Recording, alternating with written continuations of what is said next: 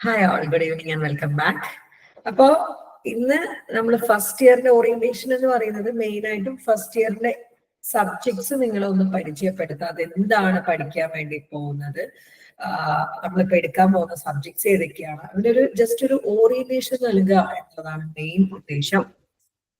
പലരും ചോദിക്കാറുണ്ട് first ഇയറിന്റെ subjects ഒന്നും അല്ലെങ്കിൽ ഇങ്ങനെ എഴുതാൻ തുടങ്ങുന്നതിന് മുന്നേ ആ സബ്ജക്ട്സിനെ പറ്റിയിട്ട് ഒരു ധാരണ കിട്ടാറില്ല എന്നൊക്കെ. അപ്പൊ അതാണ് നമ്മൾ ഇന്ന് നമ്മുടെ ഈ ഒരു സെഷനെ കൊണ്ടുള്ള മെയിൻ ഉദ്ദേശം. നമുക്ക് ഫസ്റ്റ് ഇയറിൽ 8 സബ്ജക്ട്സ് ആണ് മൊത്തമായിട്ട് വരുന്നത്. 8 സബ്ജക്ട്സ് ആണ് കേട്ടോ വരുന്നത്. ഇതില് 4 കോർ പേപ്പറാണ്. ഈ 4 കോർ പേപ്പറാണ്. ഇത് സൈക്കോളജിയുടെ സബ്ജക്ട്സ് ആണ് വരാം. 2 കമ്പൾസറി പേപ്പറാണ്. അതായത് കമ്പൾസറി ആയിട്ട് നമ്മൾ എന്തായാലും ഈ 2 പഠിക്കും. പിന്നെ 2 ഇലക്റ്റീവ്സ് ആണ് വരിക. 2 ഇലക്റ്റീവ് പേപ്പേഴ്സ് ആണ് വരിക. ഒരുപാട് ഓപ്ഷൻസ് ഉണ്ട്, അതിൽ 2 നമ്മൾ സെലക്ട് ചെയ്യാണ് വേണ്ടത്. അപ്പൊ 4 കോർ പേപ്പർ, 2 കമ്പൾസറി, 2 ഇലക്റ്റീവ്സ്, അങ്ങനെ 8 സബ്ജക്റ്റ് ആണ് നമുക്ക് വരുന്നത്. അപ്പൊ coming to core subjects, first one BPCC 101 ആണ്, introduction to psychology, general psychology, അതായത് സൈക്കോളജി എന്താണ് ഏതാണെന്നൊക്കെ പറയുന്നതാണ്. രണ്ടാമത്തെ സബ്ജക്ട് ബയോ സൈക്കോളജി ആണ്, ബോഡിയുമായിട്ട് ബന്ധപ്പെട്ടുള്ള സൈക്കോളജിയാണ്. മൂന്നാമത് ഇൻഡിവിജ്വൽ ഡിഫറൻസ്, എന്നെ പോലെയല്ല സജി, സജിയെ പോലെയല്ല ഹുസ്ന, ഹുസ്നെ പോലെയല്ല റംഷിയ, അല്ലെ, there is individual difference. Individual difference പറയുന്നതാണ് മൂന്നാമത്തെ സബ്ജക്ട്. നാലാമത് സ്റ്റാറ്റി ആണ്. നമ്മള് പ്രോജക്റ്റ് ചെയ്യാനുണ്ട് അല്ലെ, നമുക്ക് തേർഡ് ഇയറിൽ പ്രോജക്റ്റ് ചെയ്യാനുണ്ട്. ഇപ്പൊ പ്രോജക്റ്റ് ചെയ്യുമ്പോൾ നമ്മൾ ഡാറ്റ അനാലിസിസ് ചെയ്യുക സ്റ്റാറ്റി ഉപയോഗിച്ചിട്ടാണ്. സോ സ്റ്റാറ്റിയുടെ ബാലപാഠങ്ങൾ വിത്ത് സമ്മാണ് നമ്മൾ നാലാമത്തെ സബ്ജക്റ്റിൽ പഠിക്കുക.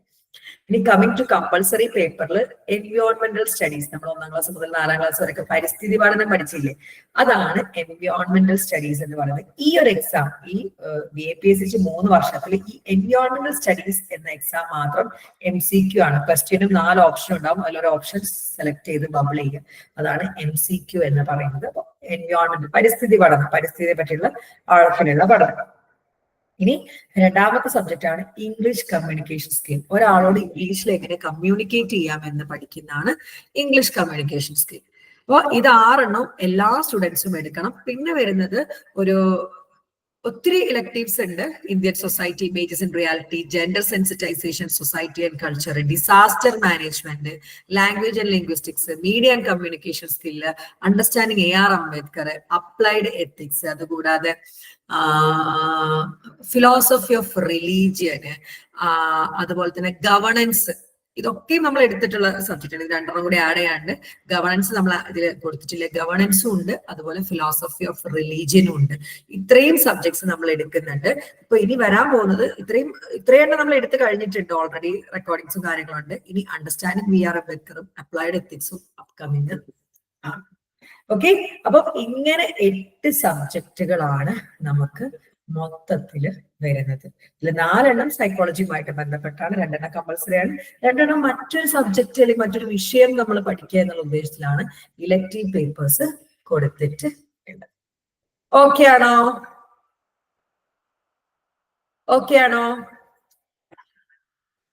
പറഞ്ഞേ ഓക്കെ ആണോ എന്ന്. Very good. ഇനിയാണ് നമ്മുടെ BPCC 101 ജനറൽ സൈക്കോളജി അല്ലെങ്കിൽ ഇൻട്രഡക്ഷൻ ടു സൈക്കോളജി എന്ന് പറയുന്ന വിഷയം. എന്താണ് ഈ വിഷയത്തിൽ ഉൾക്കൊണ്ടിട്ടുള്ളത് നോക്കാം. മൊത്തത്തിൽ 9 ചാപ്റ്റേഴ്സ്, 5 ബ്ലോക്കിലായിട്ട് 9 ചാപ്റ്റേഴ്സ് ആണ് നമുക്ക് വരുന്നത്. ഫസ്റ്റ് ബ്ലോക്കിൽ ഇൻട്രഡക്ഷൻ ടു സൈക്കോളജി ആണ് ഫസ്റ്റ് ബ്ലോക്ക്. അതിൽ സൈക്കോളജി എവിടെ ഒറിജിൻ ചെയ്തു വന്നു, nature and scope of psychology ഒക്കെ പറയുന്നുണ്ട്. രണ്ടാമത്തെ ചാപ്റ്റർ പെർസെപ്ഷൻ ആണ്. പെർസെപ്ഷൻ, അവിടെ പെർസെപ്ഷൻ എന്താണ്, meaning, law, perceptual constancies, factors affecting perception ഒക്കെയാണ്. പിന്നെ types and errors of perception ഉണ്ട്. മൂന്നാമത്തെ ബ്ലോക്ക് തിങ്കിങ് ആൻഡ് ലാംഗ്വേജ് ആണ്, അതിലൊരു യൂണിറ്റ് ആണ്. നാലാമത്തെ ലേണിംഗ് ആൻഡ് മെമ്മറി ആണ്. ലേണിംഗ് ഒരു ലെസൺ ഉണ്ട്, മെമ്മറി ഒരു ലെസൺ ഉണ്ട്. അഞ്ചാമത്തെ ബ്ലോക്ക് മോട്ടിവേഷൻ ആൻഡ് ഇമോഷൻ ആണ്. മോട്ടിവേഷൻ ഉണ്ട്, ഇമോഷനും ഉണ്ട്. ഇങ്ങനെ 5 ബ്ലോക്കിലായിട്ട് 2, 4, 5, 6, 7, 8, 9 യൂണിറ്റ്സ് ആണ് നമുക്ക് പഠിക്കാനുള്ളത്. ഫസ്റ്റ് സബ്ജക്റ്റ് ആയിട്ടുള്ള BPCC 101.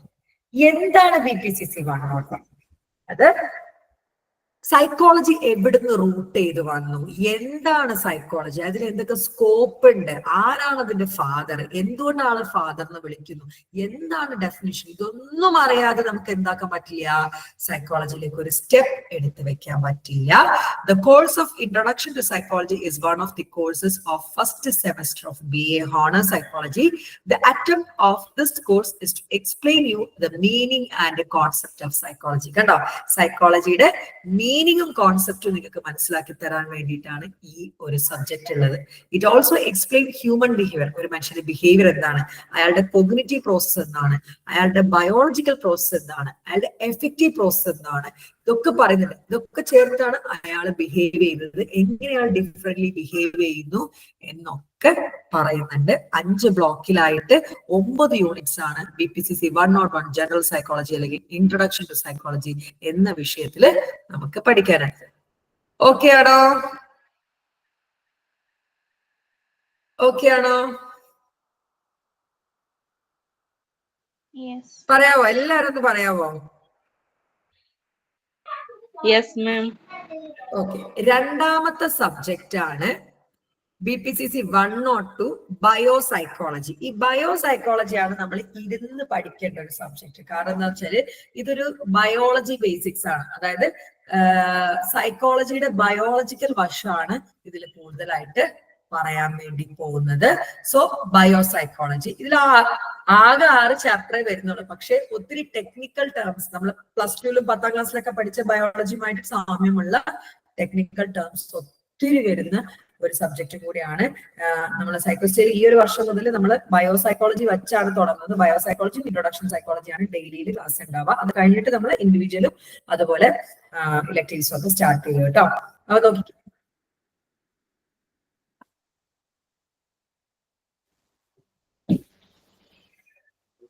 അപ്പൊ ബ്ലോക്ക് 1 ഇൻട്രൊഡക്ഷൻ ടു ബയോസൈക്കോളജി ആണ്. അതിൽ ഇൻട്രൊഡക്ഷൻ ടു ബയോസൈക്കോളജി ഉണ്ട്, ന്യൂറോൺസിനെ നെർവ് ഇമ്പൾസിനെ പറ്റി പറയുന്നുണ്ട്. ബ്ലോക്ക് 2 നെർവസ് സിസ്റ്റം ആണ്. അതിൽ സെൻട്രൽ നെർവസ് സിസ്റ്റം ഒരു ചാപ്റ്റർ ആണ്, പെരിഫറൽ നെർവസ് സിസ്റ്റം ഒരു ചാപ്റ്റർ ആണ്. 3ാമത്തെ ബ്ലോക്കിൽ ബ്രെയിൻ ലാറ്ററലൈസേഷൻ ആണ്. അതിൽ ഹെമിസ്ഫിയർ, ബ്രെയിനിന്റെ ഹെമിസ്ഫിയറിലെ റൈറ്റ് ഹെമിസ്ഫിയറും ഉണ്ട്, ലെഫ്റ്റ് ഹെമിസ്ഫിയറും, 2 ഹെമിസ്ഫിയറിനെ പറ്റിയിട്ടാണ് സംസാരിക്കുന്നത്. 4ാമത്തെ ബ്ലോക്കിൽ എൻഡോക്രൈൻ സിസ്റ്റം ആണ് നമുക്ക് പഠിക്കാനുള്ളത്. മൊത്തം 6 ചാപ്റ്റേഴ്സ് മാത്രമാണ് വരുന്നത്. പക്ഷെ അത്യാവശ്യം നല്ല കണ്ടന്റ് പഠിക്കാനുള്ള ഒരു സബ്ജക്റ്റ് ആണ് ബയോസൈക്കോളജി. ബയോളജി തന്നെയാണ് കേട്ടോ, ബയോളജി തന്നെയാന്ന് പറയേണ്ടി വരും. കാരണം ബയോളജിക്കൽ ബേസിസ് ഓഫ് ബിഹേവിയർ ആണ് അതിൽ നമ്മൾ പഠിക്കുന്നത്. നോക്കിയേ, the course on biopsychology BPCC 102 is the second core course offered in first semester of BA Psychology Honor program.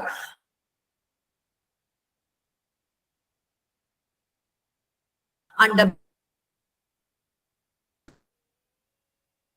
course tutorial 2 credit വരുന്നുണ്ട് ട്ടോ. The course is divided into 4 blocks. Each of these blocks represents a specific theme which is discussed in 1 to 2 units. ഓരോ ബ്ലോക്കിലും ഓരോ തീമാണ് main ആയിട്ട് ഉൾക്കൊള്ളിക്കുന്നത് biological basis of behaviour, അതായത് ശരീരം മനസ്സുമായിട്ട് എങ്ങനെ ബന്ധിപ്പിച്ചിരിക്കുന്നു അല്ലെ. ഒരു ഹോർമോണിന്റെ വ്യത്യാസം, ഇപ്പം ഡിപ്രഷന് സെറോട്ടോണിൻ അതുപോലെ തന്നെ ഡോപ്പമിനൊക്കെ ഡിപ്രഷന് കാരണമാവുന്നുണ്ട്. അതുപോലെ തന്നെ നമ്മുടെ അഡ്രിനാലിൻ അല്ലെ. അപ്പം ഈ ബോഡി എങ്ങനെ മൈൻഡുമായിട്ട് റിലേറ്റ് ചെയ്തിരിക്കുന്നു അല്ലെങ്കിൽ ബയോളജിക്കൽ ബേസിസ് ഓഫ് ബിഹേവിയർ ആണ് നമ്മൾ നോക്കുന്നത്. Each unit contains A brief introduction in the beginning at A list of reference and further reading as well as online resources at the end. ഒരുപാട് വായിക്കാനൊക്കെ ഉണ്ട്. 6 chapter ആണെങ്കിലും ഒരുപാട് റീഡിംഗ് ഒക്കെ നിങ്ങളുടെ ടെക്സ്റ്റ് ബുക്കിൽ വരുന്നുണ്ട്.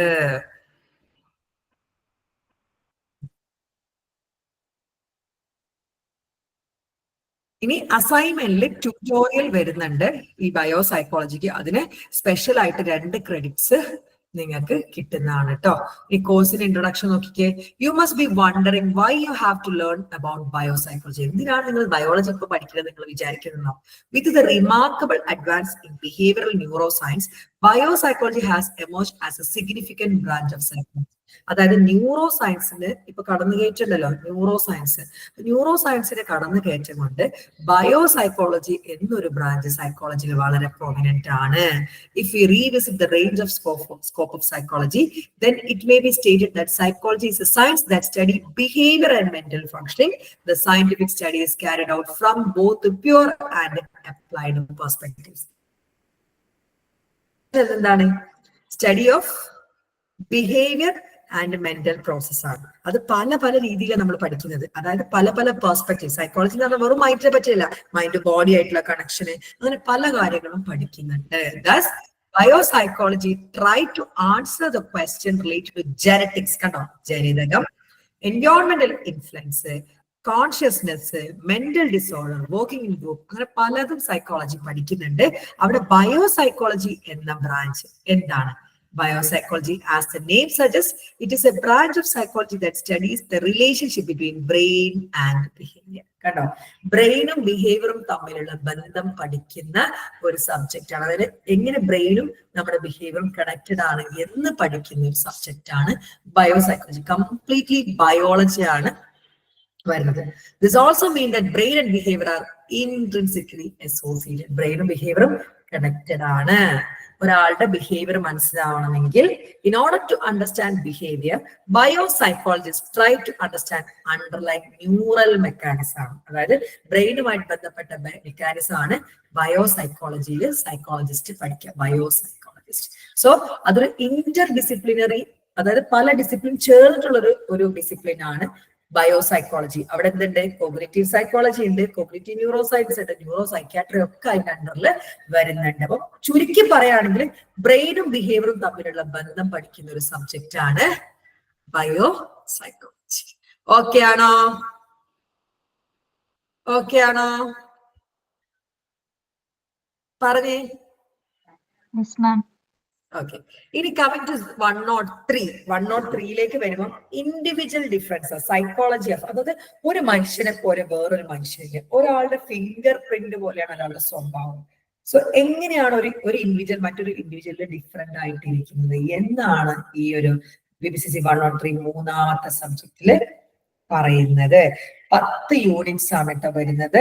ബ്ലോക്ക് 1 ഇൻഡിവിജ്വൽ ഡിഫറൻസ് ആണ്, ബ്ലോക്ക് 2 ഇന്റലിജൻസും ആപ്റ്റിറ്റ്യൂഡും ആണ്, block 3 Indian thoughts in psychology ആണ്, ബ്ലോക്ക് 4 മോട്ടിവേഷൻ ആൻഡ് ക്രിയേറ്റിവിറ്റി ആണ്, block 5 guidelines for practicals ആണ്. അത് നമുക്ക് ക്രെഡിറ്റ്സ് പ്രാക്ടിക്കൽ ചെയ്യാനുള്ള അതിന്റെ ക്രെഡിറ്റ് ആണ്. ഇത് പഠിക്കാറില്ല, ഇത് നമുക്ക് പ്രാക്ടിക്കൽ ചെയ്യാറുണ്ട്. ഈ ഒരു വിഷയത്തിലും BPCC 101ലും 103ലും പ്രാക്ടിക്കൽസ് വരുന്നുണ്ട്. അപ്പൊ പ്രാക്ടിക്കലിന്റെ ഗൈഡ് ലൈൻ ആണ് 5ൽ വരുന്നത്. 10 ചാപ്റ്റേഴ്സ് ആണ് കേട്ടോ മൊത്തത്തിൽ വരുന്നത്. അപ്പൊ കോഴ്സിന്റെ ഒരു ഇൻട്രൊഡക്ഷൻ നോക്കുന്ന സമയത്ത് BPCC 103 psychology of individual difference course 6 credit ആണ്. 6 ക്രെഡിറ്റ് ആണ്. 4 ക്രെഡിറ്റ് തിയറിക്കും 2 ക്രെഡിറ്റ് പ്രാക്ടിക്കലിനും ആണ് കേട്ടോ വരുന്നത്. ഇനി വിഷയത്തെ പറ്റി പറയുകയാണെങ്കിൽ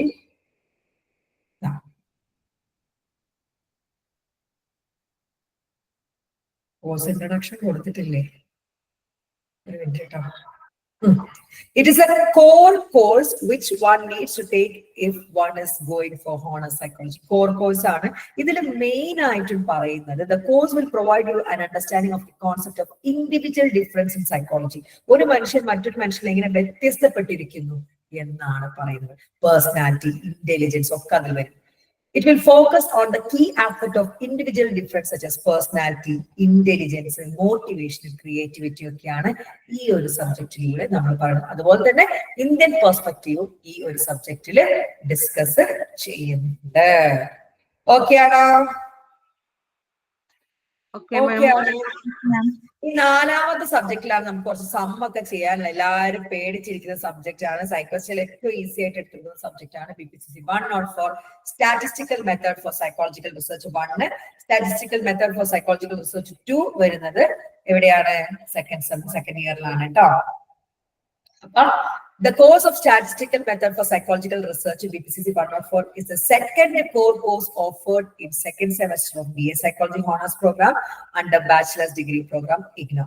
The course is of 6 credits ആണ്. 4 ക്രെഡിറ്റ് തിയറിക്കാണ്, 2 ക്രെഡിറ്റ് ട്യൂട്ടോറിയൽ ആണ് വരുന്നത്. ട്യൂട്ടോറിയൽ എന്തെങ്കിലും ഒരു വർക്ക് പോലെ ചെയ്യാൻ അസൈൻമെന്റിൽ വരികയാട്ടോ ചെയ്യുന്നത്. The course is divided into 4 blocks ആണ്. Each of this block is a representative of specific theme ഉണ്ട് കേട്ടോ. 4 ബ്ലോക്കിനും ഓരോ സ്പെസിഫിക് തീം വരുന്നുണ്ട്. ഇൻട്രൊഡക്ഷൻ ടു സ്റ്റാറ്റിസ്റ്റിക്സ് വരുന്നുണ്ട്, അതുപോലെ data organisation and graphical representation, അതുപോലെ തന്നെ introduction to measures of central tendency, മീനും മീഡിയനും 3, പിന്നെ മെഷേഴ്സ് ഓഫ് വേരിയബിലിറ്റി ഉണ്ട്. അവിടെ വേരിയബിലിറ്റി വരുന്നത് range, quarter deviation, average deviation, standard deviation. ഇതൊക്കെ നമുക്ക് ലൈവായിട്ട് നമ്മൾ നിങ്ങളെ കൊണ്ട് ചെയ്യിക്കും കേട്ടോ. 3ാമത്തെ ബ്ലോക്ക് കോറിലേഷനും 4ാമത്തെ ബ്ലോക്ക് നോർമൽ പ്രോബബിലിറ്റി ഡിസ്ട്രിബ്യൂഷൻ ആണ്. ഇവിടെ എന്തിനാണ് course? The main objective of this course is to introduce the descriptive statistics used in psychology. സൈക്കോളജിയിൽ ഉപയോഗിക്കുന്ന ഡിസ്ക്രിപ്റ്റീവ് സ്റ്റാറ്റിസ്റ്റിക്സ് ഒരു സ്റ്റാറ്റ് ഡിസ്ക്രൈബ് ചെയ്യാം. എന്തിനെങ്കിലും ഡിസ്ക്രൈബ് ചെയ്യാൻ ഉപയോഗിക്കുന്ന statistic and to acquaint the learners with statistical computation and application. അതുപോലെ ലേണറിന് സ്റ്റാറ്റിയുടെ computation പഠിപ്പിച്ചുതരാം, എവിടെയൊക്കെ അപ്ലൈ ചെയ്യാൻ പഠിപ്പിച്ചുതരാം എന്നൊക്കെയാണ് നമ്മൾ നോക്കുന്നത്. In psychology both quantitative and qualitative research ചെയ്യുന്നുണ്ട്. ക്വാളിറ്റേറ്റീവ് റിസർച്ച് വളരെ കുറച്ച് ആളുകളെ ഇൻഡെപ്ത് ചെയ്യുന്ന റിസർച്ചിനെയാണ് നമ്മൾ ക്വാളിറ്റേറ്റീവ്. ഒരു 10 ആളെ എടുത്തിട്ട് പുകവലി എങ്ങനെ അവരെ ബാധിക്കുന്നു എന്ന് പഠിക്കുകയാണെങ്കിൽ അത് ക്വാളിറ്റേറ്റീവ് ആണ്. നേരെ മറിച്ച് 150 അല്ലെങ്കിൽ 1000 ആൾക്കാർ നമ്മൾ എന്താക്കാണ് പിന്നെ ഒരു സർവേ പോലെ റിസർച്ച് നടത്തുകയാണെങ്കിൽ അത് ക്വാണ്ടിറ്റേറ്റീവ് ആണ്. രണ്ടും സൈക്കോളജിയിൽ നടത്താറുണ്ട്. ഇതിൽ ക്വാണ്ടിറ്റേറ്റീവ് റിസർച്ച് ചെയ്യുമ്പോൾ 1000 ആൾക്കാർ സ്റ്റാറ്റ് ഉപയോഗിച്ചിട്ടാണ് അനലൈസ് ചെയ്യുക. ഇതാണോ സ്റ്റാറ്റ്? ഈ ഒരു പോയിന്റ് ഇപ്പോഴേ ഓർത്ത് വെച്ചോളൂ. എന്താണ് stat? When quantitative research is carried out, statistical analysis is involved, and thus one need to have fair idea about the statistical methods that can be used to statistically analyze the data collected. കണ്ടോ, quantitative research ചെയ്യുമ്പോൾ stat വേണം. എന്തിനു വേണ്ടിയിട്ട്? നമ്മളൊരു data analysis ചെയ്യാൻ വേണ്ടിയിട്ട്. Okay ആണോ? Yes ma'am. ഇനി വരുന്നതാണ് കമ്പൾസറി കോഴ്സ് എൻവയോൺമെന്റൽ സ്റ്റഡീസ്. എൻവയോൺമെന്റൽ സ്റ്റഡീസ് എന്ന് പറയുന്നത് പരിസ്ഥിതി പഠനം. നമ്മൾ പണ്ട് പഠിച്ച സാധനം. 4 ബ്ലോക്കുകളാണ് വരുന്നത്. Introduction to environment and എൻവയോൺമെന്റൽ studies, natural resource, എൻവയോൺമെന്റൽ issues and concerns, protecting our environment ഒക്കെയാണ് കേട്ടോ. അപ്പൊ ഇവിടെ പറയുന്നത് എന്താണ്? Earth is the only known planet in the solar system that support life. നമുക്ക് അറിയപ്പെടുന്ന ലൈഫ് ഉള്ള ഒരേ ഒരു പ്ലാനറ്റ് എർത്ത് ആണ്, ഭൂമിയാണ്. Despite the vastness of the എർത്തിന്റെ വാസ്റ്റ്നെസ് എടുത്തു കളയാണെങ്കിൽ life exist only in a very thin layer of the earth called biosphere. Vast ആയിട്ട് കിടക്കാണ് എർത്ത്, പക്ഷെ അതിന്റെ ജീവനുള്ളത് ബയോസ്ഫിയറിൽ മാത്രമാണ്, ജീവജാലങ്ങളുണ്ട്. For a long period of time there has been a symbiotic relation between human being and nature. മനുഷ്യനും പ്രകൃതി തമ്മിലൊരു ബന്ധമുണ്ട്. Due to excessive human interference and unsustainable practice, plastic ഉപയോഗിക്കുന്നു, വണ്ടി ഉപയോഗിക്കുന്നു, പുക ഉപയോഗിക്കുന്നു, എല്ലാം ഉപയോഗിച്ച് നമ്മുടെ ഹ്യൂമൻ ഇന്റർഫിയർ കൊണ്ടും അൺസസ്റ്റൈനബിൾ പ്രാക്ടീസ് കൊണ്ടും millions of people's life and livelihood are at risk. മനുഷ്യന്റെയും കന്നുകാലികളുടെയും ഒക്കെ അല്ലെങ്കിൽ മൃഗാദികളുടെ ലൈഫ് ഒക്കെ റിസ്കിലാണ്. Therefore, there has been a growing need to create awareness among the stakeholders, keeping this in view. എല്ലാവരും ഇതിനെപ്പറ്റി മനസ്സിൽ ചിന്തിക്കണം. അത് കൊണ്ടുവരാൻ വേണ്ടി ഇതിനെ കൊണ്ടുവന്നൊരു സബ്ജക്റ്റ് ആണ് environment studies is being introduced as A compulsory course for all the learners at under graduate level. അതായത് BA എടുക്കുന്ന എല്ലാവരും, BA ആരൊക്കെ എടുക്കുന്ന അവരൊക്കെ എൻവയോൺമെന്റ് പഠിക്കണം. അപ്പൊ 4 ബ്ലോക്കിലും കൂടെ പരിസ്ഥിതിയാണ് നമ്മൾ പഠിക്കുന്നത്. ഓക്കെ ആണോ? Yes ma'am. 14 യൂണിറ്റ്സ് ആണ് കേട്ടോ ഉള്ളത്. ഇത് കൂടാതെ നമുക്കുള്ളൊരു വിഷയം എന്ന് പറയുന്നത് ഇംഗ്ലീഷ് കമ്മ്യൂണിക്കേഷൻ സ്കില്ലാണ്. ഇംഗ്ലീഷ് കമ്മ്യൂണിക്കേഷൻ സ്കില്ല് ഇംഗ്ലീഷ് എങ്ങനെ കമ്മ്യൂണിക്കേറ്റ് ചെയ്യാം എന്നുള്ളതാണ് അതിൽ മെയിൻ ആയിട്ടും നമ്മൾ നോക്കുന്നത്. അതിന്റെ ടെക്സ്റ്റ് ബുക്ക് എനിക്ക് കിട്ടിയിട്ടില്ല, അപ്പോ അതുകൊണ്ടാണ് കേട്ടോ. പിന്നെ ഇലക്ടീവ് പേപ്പേഴ്സ് ആണ്. ഇലക്ടീവ് പേപ്പേഴ്സിലേക്ക് വരുന്ന സമയത്ത് Indian society images and realities എന്ന് പറയുമ്പോൾ ഇന്ത്യൻ സൊസൈറ്റി എങ്ങനെ രൂപപ്പെട്ടു വന്നു എന്നാണ് അതിൽ പഠിക്കുന്നത്. രണ്ടാമത്തത് BGDG gender sensitisation society and culture. Gender sensitisation, ആണും പെണ്ണും തമ്മിലുള്ള വ്യത്യാസം, തേർഡ് ജെൻഡേഴ്സ്, അങ്ങനത്തെ പല കാര്യങ്ങളാണ് അതിൽ ഉൾപ്പെടുത്തിയിട്ടുള്ളത്. ഇനി മൂന്നാമത്തെ BPAG 171 ഡിസാസ്റ്റർ മാനേജ്മെന്റ് ആണ്. ഒരു ഡിസാസ്റ്റർ വന്നാൽ, ഈ അടുത്ത് നമ്മൾ ഡിസാസ്റ്റർ നേരിട്ടില്ലേ, ഏതായിരുന്നു? ചൂരൽമല, മുണ്ടക്കൈ ദുരന്തം. അപ്പൊ ഒരു ഡിസാസ്റ്റർ വന്നാൽ എങ്ങനെ മാനേജ് ചെയ്യണം വിശദമായിട്ട് പഠിപ്പിക്കുന്ന ഒരു സബ്ജക്റ്റ് ആണ് ഡിസാസ്റ്റർ മാനേജ്മെന്റ്.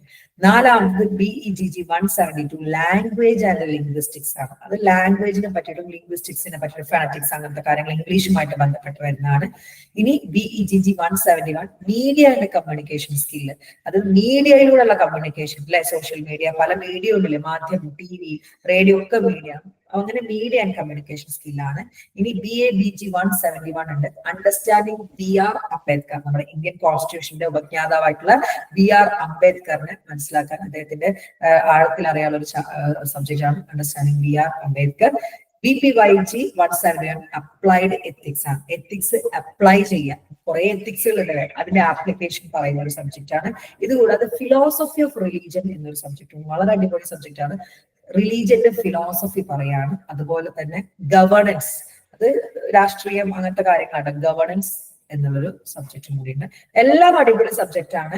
ഇതിന്റെ ഒക്കെ ടെക്സ്റ്റ് ബുക്സ് നിങ്ങൾക്ക് അവൈലബിൾ ആയിരിക്കും. പുതിയതായിട്ട് ജോയിൻ ചെയ്യാൻ പോകുന്നവരാണ്, ഒന്ന് നോക്കിയിട്ട് നിങ്ങൾക്ക് സെലക്ട് ചെയ്യാം. ഇത്രയും സബ്ജക്ട്സ് സൈക്കോസ്റ്റയിൽ പ്രൊവൈഡ് ചെയ്യുന്നുണ്ട്. അപ്പോൾ നാളെ മുതൽ നമ്മൾ റെഗുലർ ക്ലാസ് തുടങ്ങുമ്പോൾ 102 and 101 നമ്മൾ സ്റ്റാർട്ട് ചെയ്യുന്നത്. അങ്ങനെ ഓരോ മാസവും 2 സബ്ജക്ട് എന്നുള്ള നിലയ്ക്കാണ് ദിവസവും 2 സെഷൻ ക്ലാസ്സസ് ആണ് നമുക്ക് ഉണ്ടായിരിക്കുക. ഏകദേശം സബ്ജക്ട്സിനെ പറ്റിയിട്ടൊക്കെ ഒരു ധാരണ കിട്ടിയോ?